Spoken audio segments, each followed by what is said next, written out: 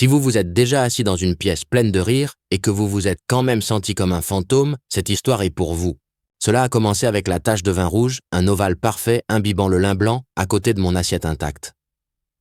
J'avais demandé au serveur de laisser le verre plein. Je ne buvais pas. Je ne voulais juste pas que le siège paraisse abandonné. De l'autre côté de la table, sa place était de nouveau vide. C'était la 3e fois qu'elle se levait.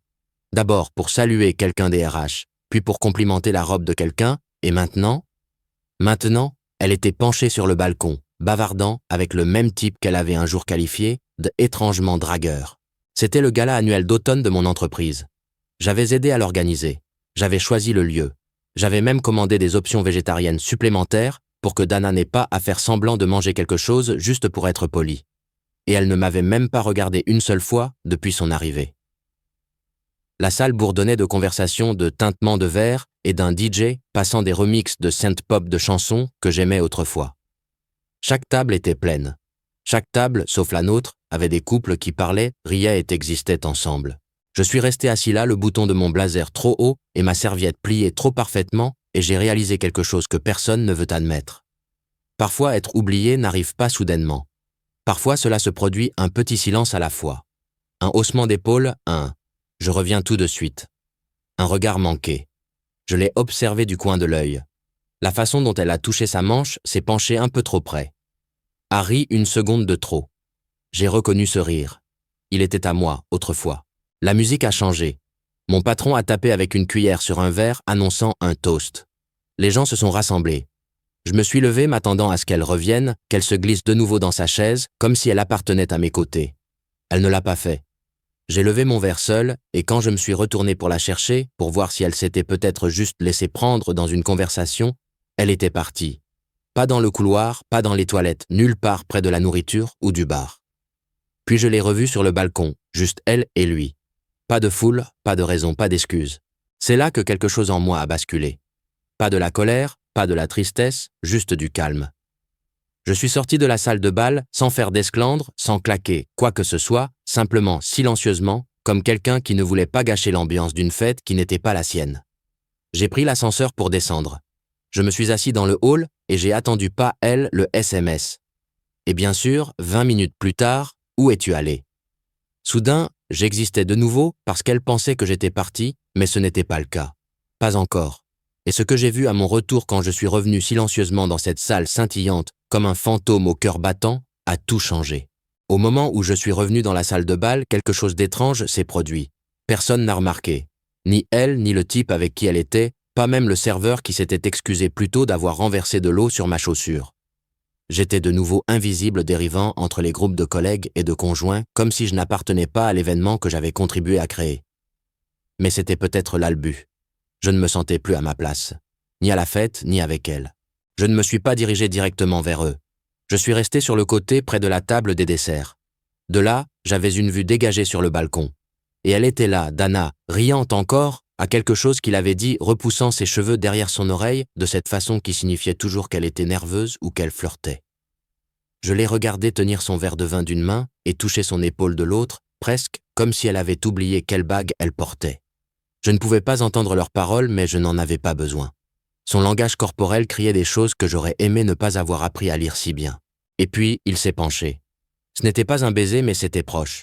Trop proche. Le genre de proximité que l'on réserve à quelqu'un avec qui on n'est pas marié.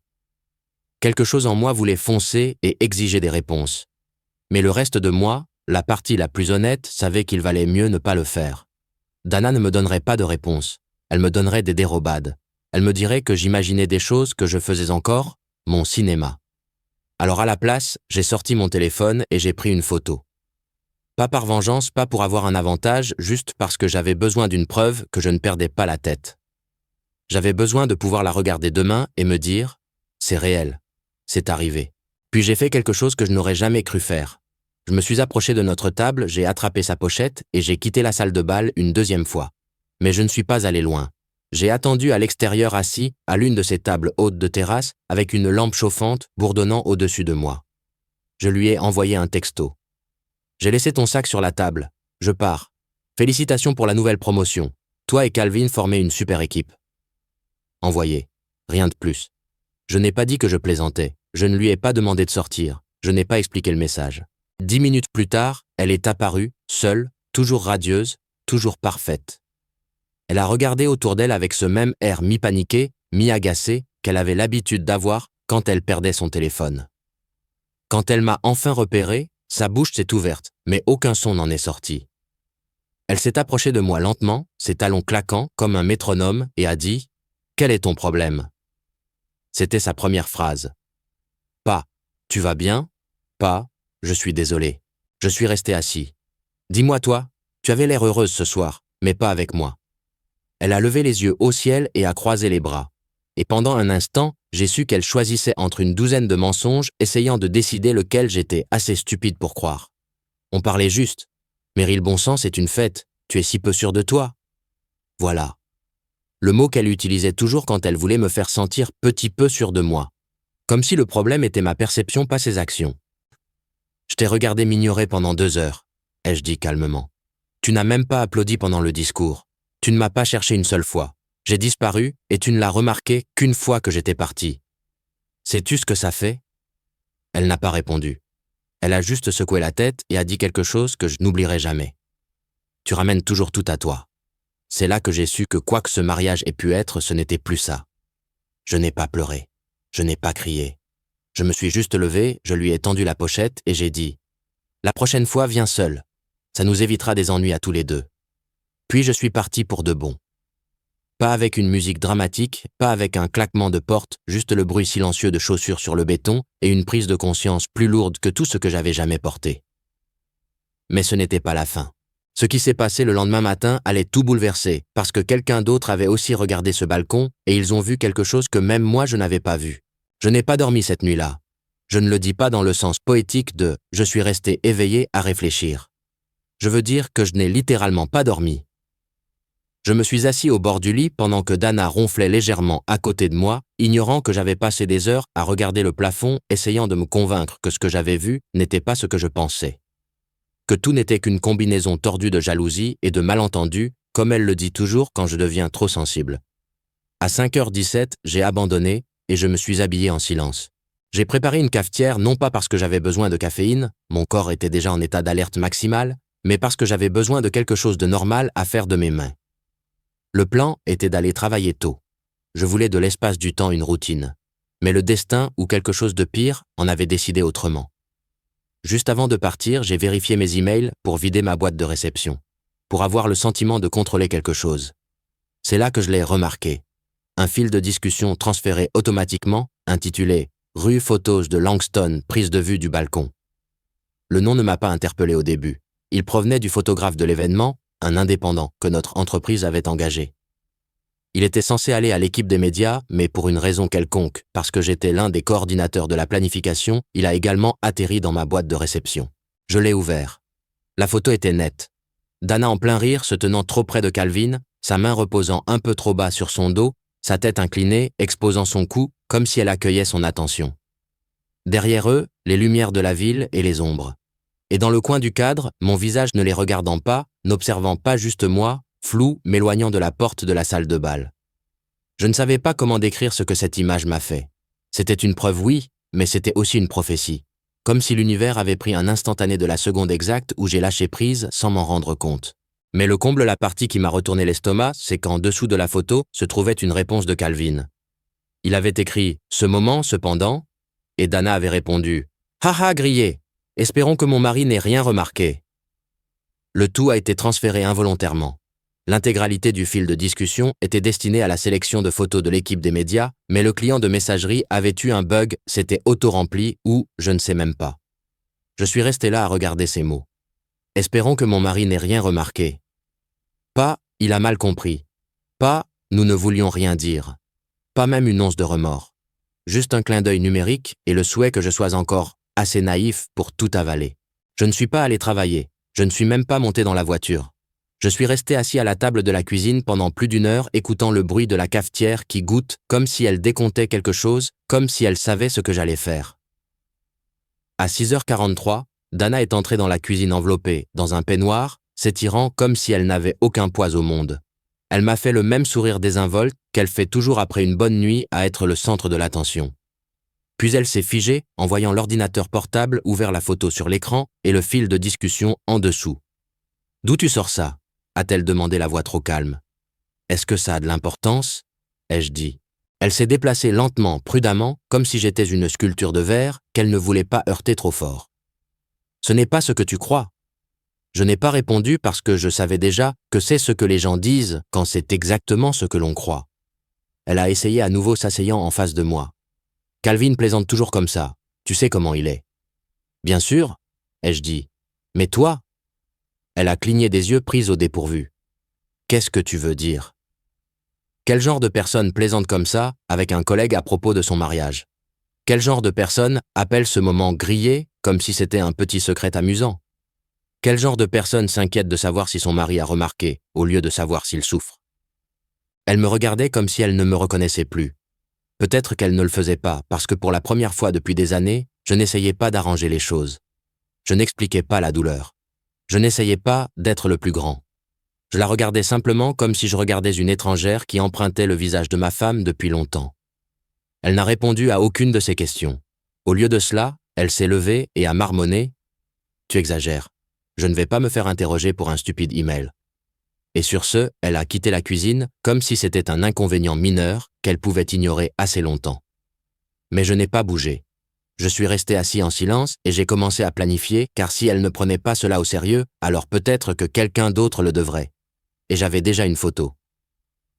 Ce que j'ai fait avec, ensuite, a tout changé. Il m'a fallu quelques heures pour arrêter de trembler. Pas de rage. Je n'en étais pas encore là.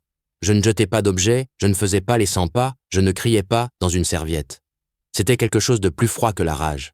Quelque chose qui s'est insinué dans mes os et a tout ralenti. Mes mouvements, mes pensées, même ma respiration, tout semblait se dérouler au ralenti, comme si j'avançais dans du sirop. Je n'ai pas parlé à Dana du reste de la journée. Elle est restée dans la chambre. Je suis resté dans la cuisine. Le seul bruit était celui de Poppy qui grattait à la porte arrière et le tintement occasionnel d'un SMS auquel aucun de nous n'a répondu. À 16 heures, j'avais pris une décision. Ne pas partir pas encore, mais agir. J'ai sorti ma vieille clé USB, celle que je n'avais pas utilisée depuis des années, et j'ai copié la photo. Juste la photo, sans commentaire, sans modification, sans objet. Je l'ai mise dans un dossier intitulé « HR Consideration 2025 ». C'était un nom idiot intentionnellement vague. Puis, j'ai ajouté une ligne dans un fichier bloc-notes, juste pour que vous soyez au courant des problèmes de limite potentiels parmi le personnel, et je l'ai envoyé à son adresse email professionnelle depuis un compte Gmail anonyme que j'ai créé en 5 minutes. Pas de nom, pas de signature, juste le silence. Puis j'ai attendu. Et quelque chose d'étrange s'est produit. Je ne me suis pas senti coupable. Je me suis senti calme, comme si je reprenais un petit morceau de moi-même. Pas pour l'humilier, pas pour la détruire, mais parce que je savais au fond de moi que si je laissais passer ça, elle le referait. Peut-être pas avec Calvin. Peut-être même pas cette année. Mais un jour, quelque part sur la ligne, elle rejetterait une autre trahison, comme une blague, et on s'attendrait à ce que je l'avale. Cette fois, je voulais que les conséquences arrivent avant la prochaine erreur. Au dîner, je réchauffais des restes de pâtes au micro-ondes lorsque Dana est sortie de la chambre, les cheveux relevés et le téléphone à la main. Son visage était tendu. Pas de panique, pas de peur, juste une tension contrôlée. Elle ne m'a pas regardé quand elle a parlé. « J'ai reçu un email du service de conformité », a-t-elle dit doucement. J'ai continué à remuer les pattes, faisant semblant de ne pas savoir.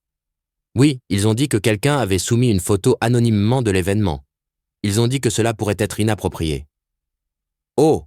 ai-je dit en laissant la cuillère teinter contre le bol. « Bizarre. » Elle m'a alors regardé sèchement. « Tu trouves ça drôle ?»« Non. » ai-je répondu catégoriquement.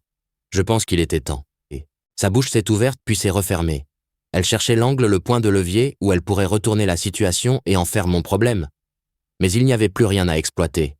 Je ne lui donnais pas de culpabilité. Je ne jouais pas au chiot blessé. J'étais juste là, fatigué. Fini. « Tu aurais pu me parler » a-t-elle sèchement répliqué. « J'ai essayé » ai-je dit. « Tu as ri, tu es parti. » C'est mon travail, Meryl. Et moi j'étais quoi? Un bruit de fond. Un plus un que tu n'as pas demandé. Silence. Puis elle l'a dit. La phrase qui a vraiment cimenté ce qu'elle pensait de moi. Je ne peux pas croire que tu sois aussi mesquin. Mesquin pas blessé, pas trahi. Mesquin comme si j'étais celui qui faisait des histoires pour le plaisir. Comme si mon mariage qui s'effilochait en temps réel n'était qu'une crise de colère infantile parce que je n'étais pas l'homme le plus intéressant d'une soirée. C'est là que j'ai arrêté de parler. J'ai pris mon bol, je suis passé devant elle, et je suis allé dans le salon. Elle ne m'a pas suivi. Elle est restée là une seconde, puis est retournée dans la chambre et a fermé la porte. Et cette nuit-là, pendant qu'elle était allongée sous les couvertures, faisant défiler son téléphone avec l'écran tourné loin de moi, je me suis assis sur le canapé et j'ai écrit tout ce dont je pouvais me souvenir. Chaque moment au cours des 2 dernières années où quelque chose me semblait bizarre, chaque fin de soirée qui ne collait pas, chaque excuse vague, chaque « c'est juste le travail » qui venait avec un ton un peu trop défensif. Il ne s'agissait pas de paranoïa, il s'agissait de schéma. Et plus j'écrivais, plus je réalisais quelque chose de terrifiant. La fête, ce n'était pas le début, c'était la confirmation. Et la vérité, derrière la partie que je n'avais même pas encore vue, attendait toujours de faire surface. Et quand elle le ferait, elle ne se contenterait pas de secouer notre mariage. Elle détruirait sa carrière. 2 jours ont passé. Dana m'a à peine parlé. L'air entre nous avait changé. Pas comme un orage, ni bruyant, ni agressif. C'était plutôt comme un brouillard stagnant qui s'accrochait à tout. Pas de dispute, pas d'excuses, juste 2 personnes qui marchèrent sur des œufs autour des restes d'un incendie qu'elles faisaient toutes les 2, semblant de ne pas voir encore couver.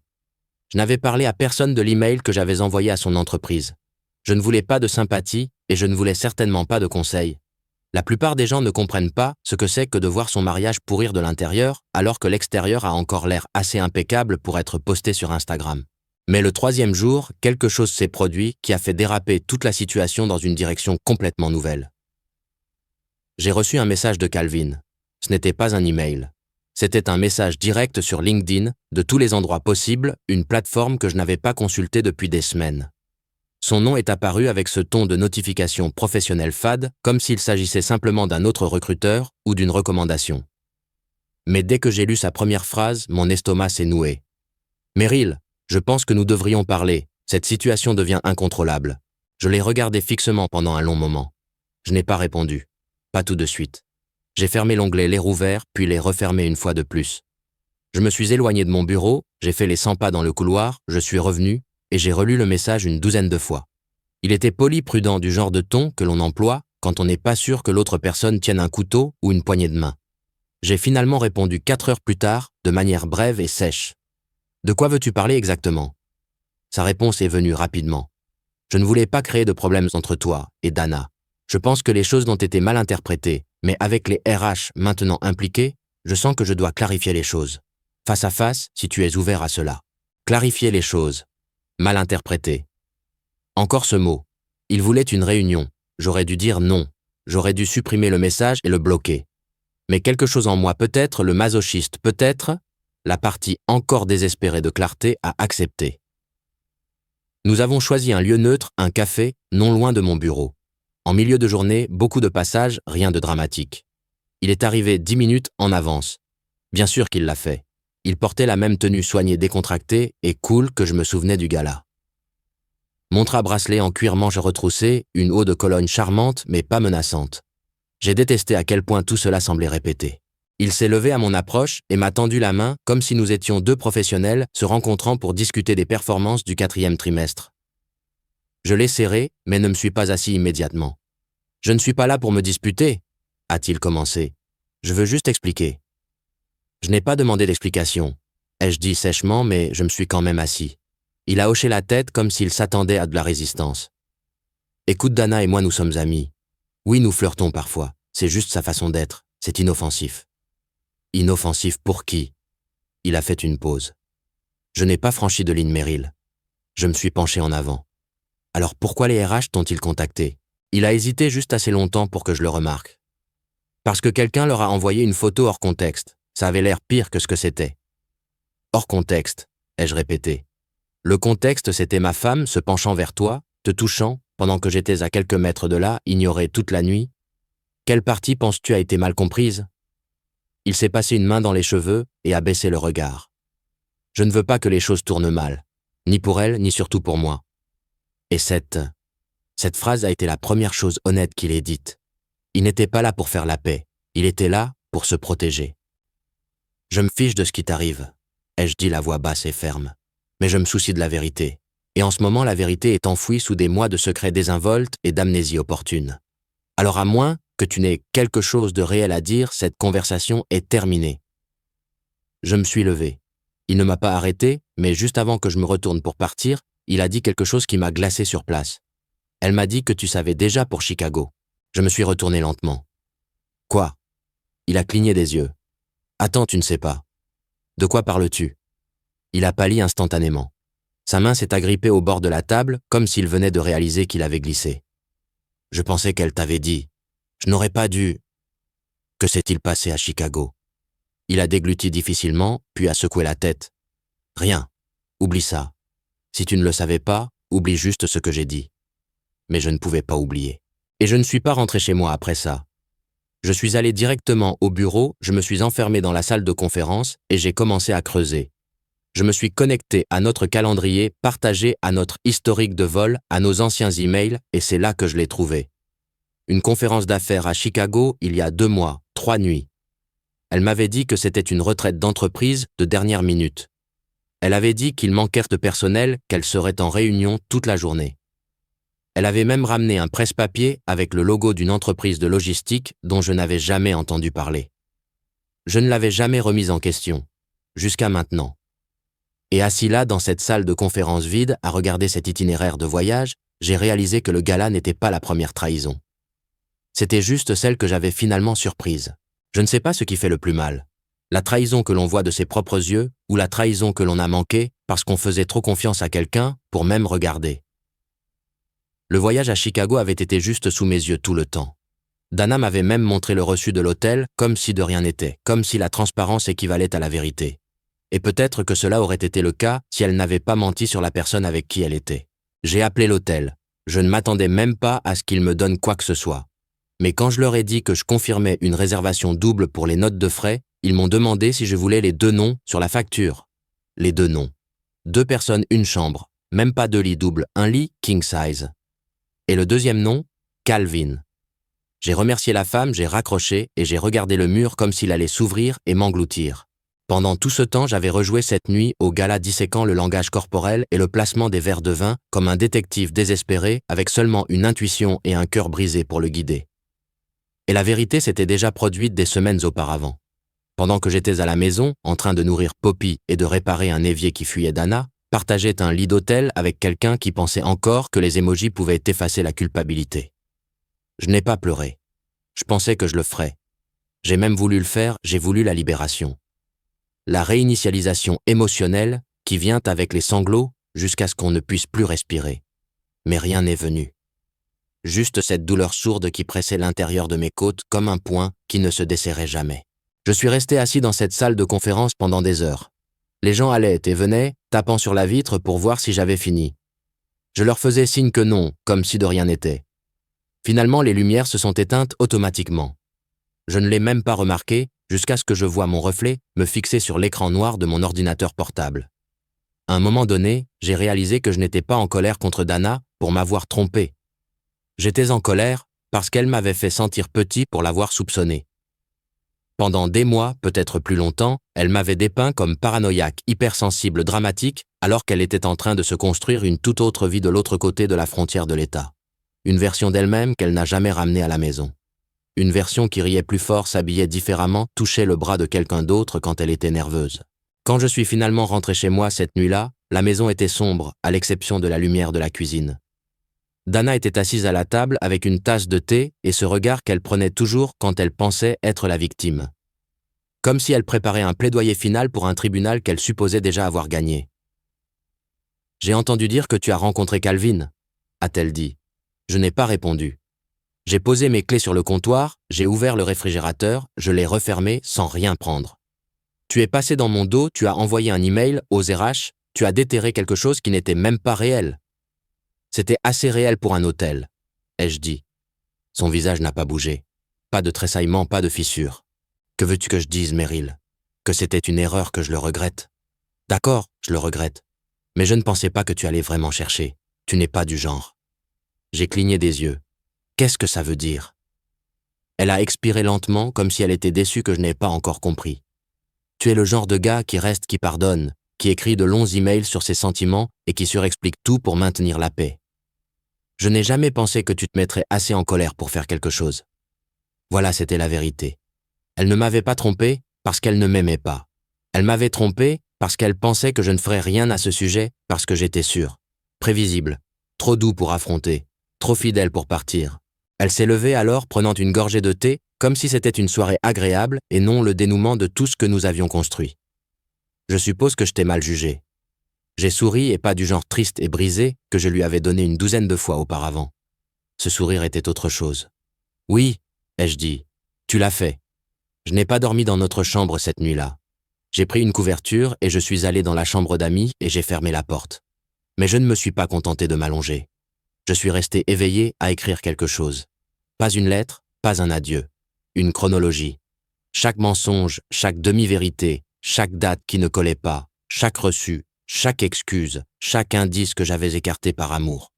Parce que si elle pensait que j'avais terminé, si elle pensait que mon silence signifiait la reddition, elle était sur le point d'apprendre à quoi ressemble le réveil du silencieux. Et je n'allais pas seulement la confronter. J'allais lui montrer le miroir dans lequel elle refusait de se regarder. Et ensuite, je déciderais si elle méritait de rester dans cette maison. Ce qui se passe quand on écrit chaque mensonge, c'est que ça vous change. On commence par simplement lister des faits en essayant de reconstituer une chronologie pour que son esprit ne s'égare pas dans des trahisons imaginaires. Mais quelque part, au milieu, les faits cessent de ressembler à des faits. Ils commencent à ressembler à la preuve que la personne que vous aimiez ne vous a jamais vraiment vu comme plus qu'un accessoire, un remplaçant une pause en forme d'homme entre ces histoires.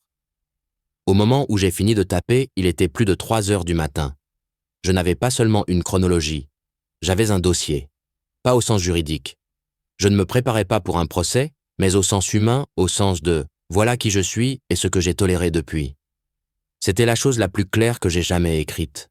Des moments horodatés de confiance brisés encore et encore, jusqu'à ce que la seule chose qui reste soit l'écho de mon propre silence.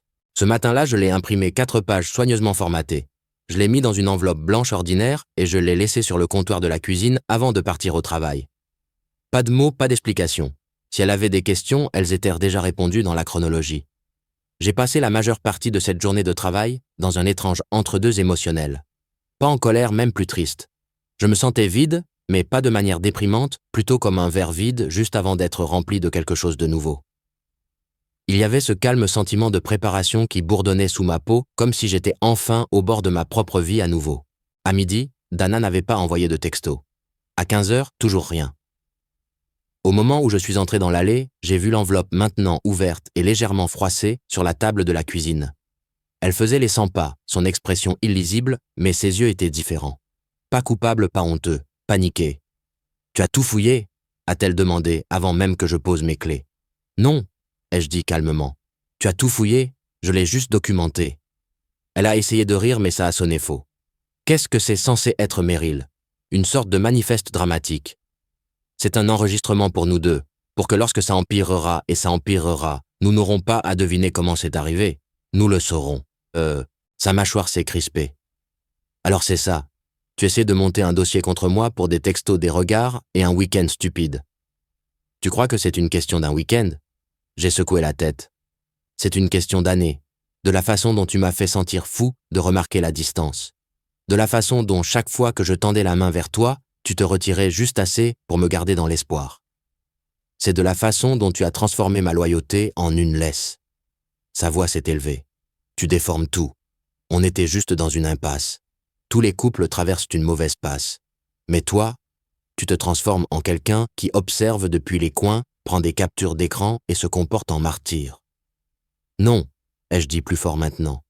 Je me suis transformé en quelqu'un qui en a eu marre d'être manipulé dans son propre mariage. Silence, puis plus doucement, avec une pointe de venin.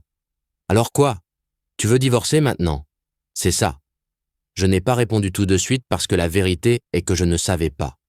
J'avais passé tellement de temps à essayer de sauver le mariage que je n'avais jamais envisagé ce que cela pourrait signifier de le laisser partir. Mais je savais ceci. Je ne pouvais plus ignorer la vérité. Je veux me sentir à nouveau en sécurité dans ma propre maison, ai-je dit finalement. Je veux être avec quelqu'un qui ne pense pas que l'amour est un concours entre le secret et le pardon. Et je veux arrêter de m'excuser de demander à être traité comme si j'avais de l'importance. Elle m'a regardé fixement comme si je venais de parler une langue qu'elle n'avait jamais apprise. « Tu ne le penses pas », a-t-elle murmuré. « Tu m'aimes. Je t'ai aimé, ai-je dit, et je t'aime encore. Mais l'amour n'est pas un laissez-passer. Ses yeux se sont remplis de larmes, mais elle n'a pas pleuré. Et je ne l'ai pas réconfortée. Pour la première fois, je l'ai laissée s'asseoir dans le poids de ce qu'elle avait fait. Non pas pour la punir, non pas pour gagner, mais parce que j'ai finalement réalisé que mon silence l'avait plus protégée qu'il ne m'avait jamais protégée. Et peut-être que c'était fini maintenant. Ce qui s'est passé ensuite n'a pas été explosif. C'était pire. Elle a passé un appel. J'ai entendu une phrase qui m'a glacé le sang. « Tu dois régler ça avant que ça n'aille plus loin. Il sait tout. » Cette nuit-là, j'ai réalisé que quelque chose de plus grand était en jeu. Parce que Calvin, il n'était pas le seul. Et Dana, elle avait une raison d'avoir peur qui n'avait rien à voir avec moi. Cette dernière nuit ne s'est pas terminée par une dispute. Pas d'assiette cassée, pas de cris, pas d'excuses murmurées à tard dans la nuit, les dents serrées. Juste la vérité. Dana n'a jamais tout avoué. Pas à voix haute. Mais elle n'en avait pas besoin. Je pouvais le voir dans la façon dont ses défenses s'effondraient, dans la façon dont elle continuait de vérifier son téléphone, comme si elle attendait que Calvin ou quelqu'un d'autre vienne la sauver de la réalité qu'elle avait construite. Mais personne n'est venu et je ne l'ai plus suivie. Au lieu de cela, j'ai fait une seule valise, juste l'essentiel. Non par mesquinerie, mais parce que je n'avais rien à prouver. Je ne partais pas en faisant un esclandre. Je me choisissais, simplement. Peut-être pour la première fois depuis des années. Pendant que je fermais la fermeture éclair de la valise, Dana était assise au bord du lit, me regardant comme un étranger de passage. « Alors c'est ça ?» a-t-elle demandé, même pas en colère, juste petite. « Non, » ai-je dit. « C'est le début. » Elle n'a pas demandé où j'allais. Je pense qu'au fond d'elle, elle savait que ce n'était pas une question de géographie. C'était une question d'espace de paix, de retrouver la version de moi qui ne se ratatinait pas chaque fois qu'elle me refusait son affection ou déformait la vérité. Je suis resté chez mon frère pendant un certain temps. Ce n'était pas glamour. La pression de l'eau était horrible et le canapé grinçait à chaque mouvement, mais pour la première fois, depuis des années, j'ai dormi sans attendre le bruit de la porte de la chambre qui se fermait derrière moi. Et puis, la vraie surprise est arrivée. 2 semaines après mon départ, j'ai reçu un email de quelqu'un du service des ressources humaines de Dana. Pas accusateur, juste procédural. Il menait une enquête éthique interne. Apparemment, Calvin n'était pas la seule personne que Dana avait mentorée un peu trop de près. Il y en avait d'autres. Et le voyage à Chicago n'avait pas été son premier, juste le premier que j'avais été obligé de voir. Je n'ai pas répondu. Ce n'était plus mon problème. Au lieu de cela, j'ai fait quelque chose que je n'avais pas fait depuis longtemps. Je me suis offert un petit déjeuner. Juste moi, un livre de poche usé et une banquette d'angle dans un restaurant avec un mauvais café et de superbes pommes de terre rissolées. Pas de silence gênant, pas de sourire forcé, pas de doute sur ma suffisance. Et pour la première fois, je ne me suis pas senti comme le fantôme dans la pièce. Je me suis senti réel. Quelques mois plus tard, j'ai demandé le divorce. Ce n'était pas de la vengeance, ce n'était pas amer. C'était juste la conclusion naturelle d'une histoire qui avait cessé de parler d'amour et avait commencé à parler de gestion des dégâts. Maintenant, je ne dis pas que tout est parfait. Il y a encore des moments où je doute, où je me demande si j'ai attendu trop longtemps, si j'aurais dû essayer plus fort, plus tôt, plus fort. Mais ensuite, je me souviens que la survie n'est pas de la faiblesse. Le silence n'est pas la paix. Et la loyauté ne devrait pas être une laisse. Et je me rappelle que partir n'était pas un échec, c'était la liberté. Donc, si vous êtes arrivé jusqu'ici, merci d'avoir écouté. Vraiment. Et maintenant, je veux vous entendre. Avez-vous déjà vécu un moment où vous avez tout vu clairement, comme si un voile s'était enfin levé et que vous saviez que votre vie devait changer? Mettez-le dans les commentaires. Partagez votre tournant. Quelqu'un pourrait avoir besoin de l'entendre. Et si vous êtes nouveau ici, bienvenue sur Reddit Confession. C'est là que les silencieux prennent enfin la parole.